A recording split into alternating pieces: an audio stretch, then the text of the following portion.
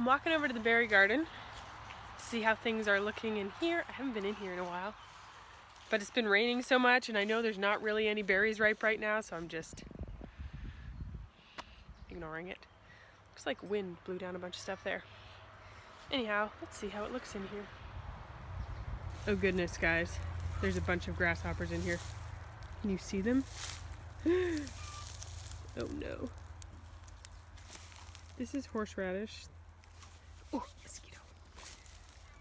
So, the raspberries are still a few weeks away. The haskaps are just ripening up.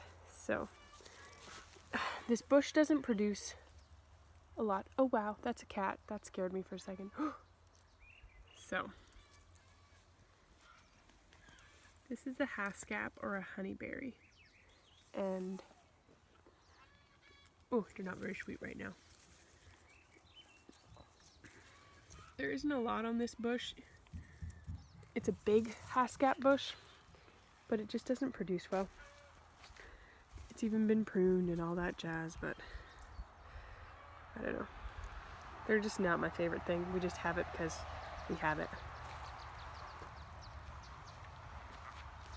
So, there's rogue raspberries all over the place. Oh man, I don't know what's up with all these grasshoppers this year. Looks like I got more rhubarb to pick. Get the kids to pick it. They like picking it and hacking off the leaves, and we just leave the leaves in here. Looks like they also left some good stuff last time they picked, though. Rascal children. So the main raspberries are all down here. Let's see how they're coming on. They're starting to do their thing. And once these are on, it takes like a few hours every other day to pick them. It's a commitment. So whenever the kids have friends or cousins over, I'm like, hey, why don't you go eat raspberries? So that it lightens my load a bit. The horseradish, last year I never did anything with it because I wasn't really aware that it was horseradish. But I don't really like horseradish either. So I don't know. And this is a different variety of raspberries, and it's wild all through here.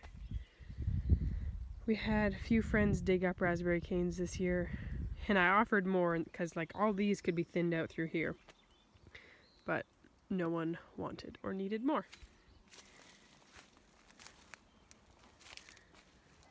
So there's a couple garden beds up here that I could do something with, but we don't actually have a water source up here. So to water up here would be a big pain, so I haven't planted anything in those raised beds. One day, there used to be a tank there. People who we bought the house from had a tank there. So one day I'd like to do that again, but the tanks are expensive to buy new, so I gotta find them used. There's some fruit trees back here, but like that one looks completely dead. I think that's the plum, which is a bummer because I like that variety of plum. It's called a Mount Royal. It's like an Italian prune plum. This is a pear tree, which did nothing last year, and pears don't really do anything here. And then over here, actually, I should show you this. This part of our property is like right by the highway. There's pros and cons to living by the highway. One of the pros is that you have a very short driveway to plow. But this in here is where we're going to be running chicken tractors. There's Max chicken tractor with his bantams. But in here, this is the first meat bird tractor that Marius built.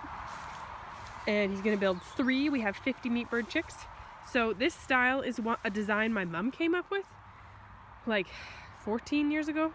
Her and my papa built these, and we decided to build the same one because we liked them so much. So what it is it's 12 by 4. So the point is it's 1 sheet of plywood and a half sheet of plywood as the lid. And they work best to build in pairs. And then it's tall enough that the wire is half the width of a roll of wire. So you just cut it in half so it makes more sense. This is mill ends from my sister's father-in-law's mill, and it's for shade and windbreak. Just a second here, Mac. So what I like about this design, just hold tight, Freya, is that you don't have to go in with the chickens in order to, like, we have a meat bird house that came with the property, and I had to go in to get out the feeders and waterers, and the chickens all attacked me every time, and it was so annoying. This way you just lift up the lid, grab out the feeder and water, close it up, fill up the feeder and water.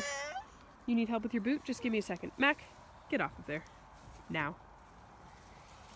So I also think they look really cute. Like they're gonna look nice in our yard. They aren't an eyesore. They're a little heavy. The ones we used to have, we could pull by hand. This one, I cannot, I don't think. So I'm gonna attach a rope to it and I can pull it with our quad.